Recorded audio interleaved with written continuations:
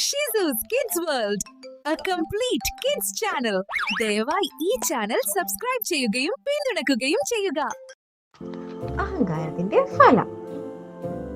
ഒരിടത്തൊരിടത്ത് നിറയെ പൂക്കളുള്ള മനോഹരമായ ഒരു പൂന്തോട്ടം ഉണ്ടായിരുന്നു. ആ പൂന്തോട്ടത്തിൽ പല നിറങ്ങളിലുള്ള റോസാപ്പൂക്കളും ഉണ്ടായിരുന്നു. അവൻ ഏറ്റവും സുന്ദരിയും അഹങ്കാരിയുമായ ഒരു റോസാപ്പൂ ഉണ്ടായിരുന്നു. അവൾക്ക് ചുവപ്പ് നിറമായിരുന്നു. ഞാൻ ഈ പൂന്തോട്ടത്തിലെ ഏറ്റവും സുന്ദരിയാണ്.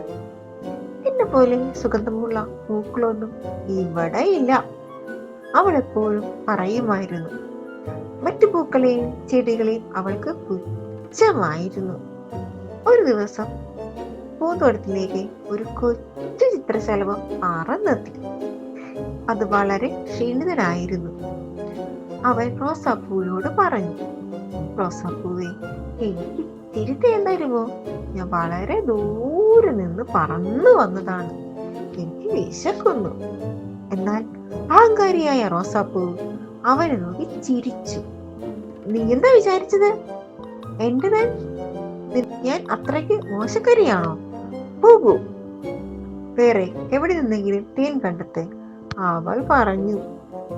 ചിത്രശലഭം സങ്കടത്തോടെ പറന്നു പോയി. പൂന്തോട്ടത്തിലെ ഒരു ചെറിയ തുമ്പപ്പൂവ് ഇത് കണ്ടു. തുമ്പപ്പൂവ് വളരെ നല്ല മനസ്സുള്ളവളായിരുന്നു. അവൾ ചിത്രശലഭത്തെ വിളിച്ച് തന്റെ തേൻ കൊടുത്തു. ചിത്രശലഭം സന്തോഷത്തോടെ തുമ്പപ്പൂവിനോട് നന്ദി പറഞ്ഞ് പറന്നുപോയി. ഇതെല്ലാം കണ്ടുകൊണ്ട് ഒരു മാന്ത്രിക റാണി അവിടെ ഉണ്ടായിരുന്നു.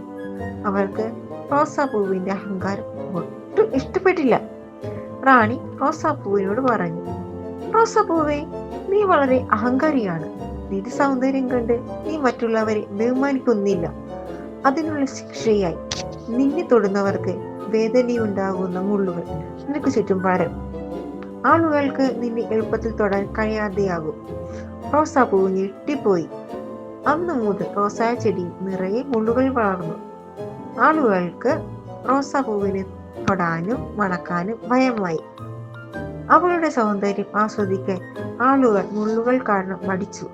റോസാപ്പൂവ് തന്റെ തെറ്റ് മനസ്സിലാക്കി സങ്കടപ്പെട്ടു. അവൾ തന്റെ അഹങ്കാരത്തെ കുറിച്ച് ദുഃഖിച്ചു.